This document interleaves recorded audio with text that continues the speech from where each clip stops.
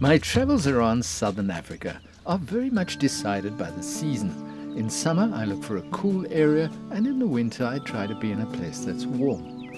I'd heard that Hazy View became very hot and humid in summer, so at the beginning of October 24 I moved to Nelspruit, which I'd heard was a bit cooler.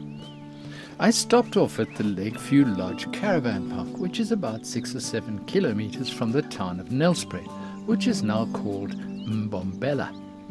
I chose Lakeview Lodge because they were happy to take my cat, they were close to town, and the price was reasonable at 3,600 Rand a month, including electricity and water. The feel of the place here is very much more like the feel of Africa that you see in the movies than you'll find in places like the Western Cape or up the west coast of South Africa and into KZN. The trees here are just like those that you'll see in the films, with names like Mapani, Fever Tree, Knobthorn, and Marula. The park has all the facilities that I needed, as well as a quiet, gentle feel. Most of the people in the place are retired, and their existence is generally a quiet one. The ablution facilities are adequate and kept clean. I never showered here, as I have my own shower and hot water heater in the caravan. There were complaints from some of the other guests, though, who wanted a higher standard of facility. There are a lot of electrical thunderstorms in this area in the summer. Almost every day one would roll through in the evening, and all hell would break loose for half an hour, and then it would pass, and all would be quiet again as if nothing had happened. It was interesting to see how my cat handled the violent storm. She'd get into her cardboard box, or sit on my lap as I watched TV and fall asleep through the whole thing, and then go outside when it was finished, quite undisturbed by the violence. Many of the caravan park owners in South Africa will not allow animals to stay in their parks. At least 80% of parks are not available to me for that reason. So be aware of struggling to find a place to move into if you have a pet and you're planning to live this alternative lifestyle for a while. There are some large hailstones that sometimes come down during these thunderstorms, so I put up my car garage, as I call it, to give the car some protection. Murphy's Law would cause the hailstorm to come in at 2 in the morning when I'd be fast asleep and cause some bad damage if the car was out in the open. But fortunately, nothing like that happened.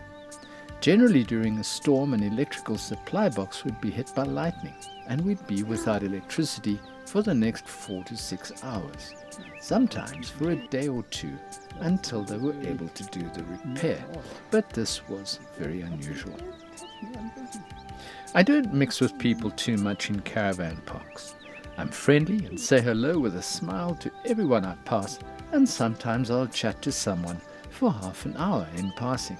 But I don't go and sit at other campers' places every day. I prefer to keep a little distance, and I have loads of entertaining things to do every day that I find adequately amusing. There are some lovely walks around the caravan park, and if I went down to the right of the park, there was a lovely 1.5 kilometer walk next to the river, where I used to do some bird spotting and get my walking exercise almost every day. There's a very expensive compound next door with very ugly houses.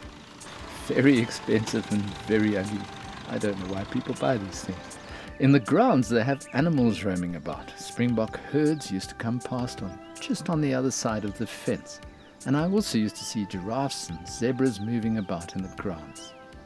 There are the most beautiful African birds to be seen and heard all over the park.